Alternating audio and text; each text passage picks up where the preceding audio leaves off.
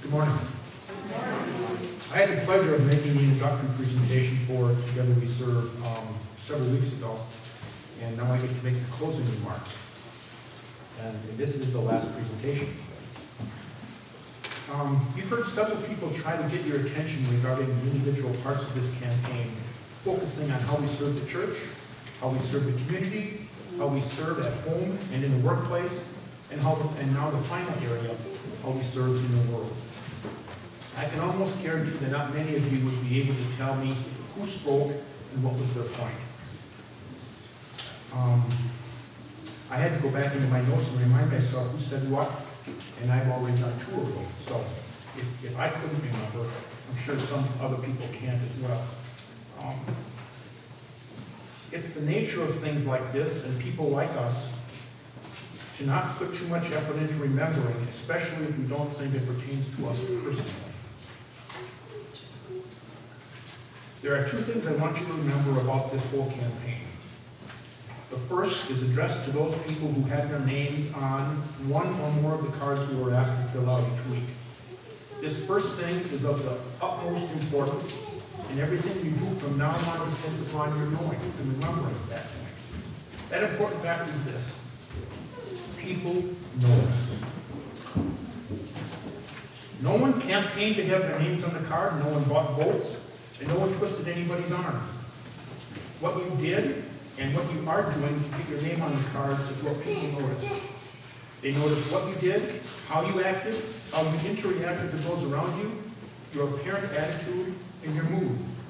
These all contributed to someone writing your name on the card.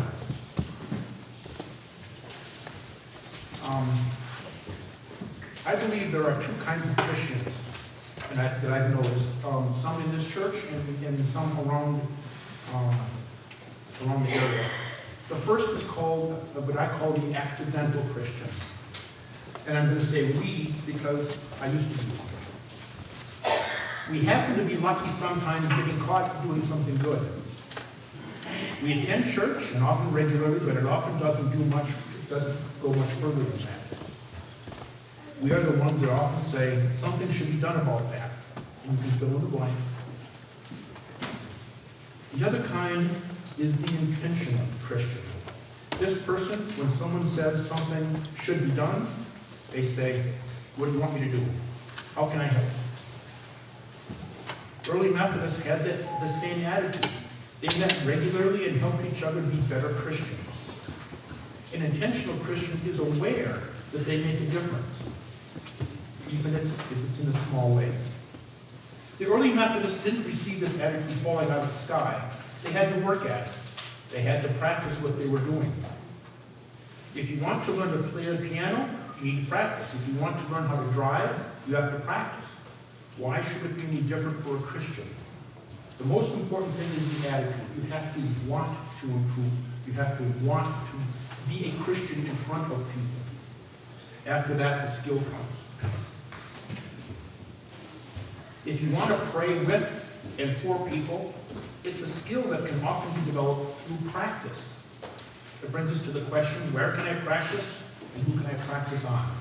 The obvious answer is right here.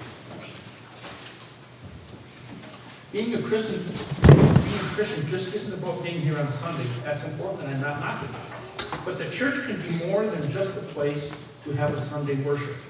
It should be a place where we can develop the skills and the courage to bring our faith to the world, where we can share our failures and our victories with people who are doing the same thing we are. The fifth presentation is about how we serve the Lord in the world. Now, the world isn't just about some foreign place that we can't pronounce. That is part of the world, but most of us don't get the opportunity to participate in that part. I would rather think of the world as any place that doesn't feel like home, that's not familiar to us, and we're not comfortable with. For some people, that definition of the world might begin in the next block of your neighborhood. It could begin at the bar on the corner. It could begin with the driver who cuts you off and makes a gesture, or the person who cuts in line at the grocery store. Here's where my 2 points are supposed to come together, and I don't know if they're going to do it or not, but I'm going to try.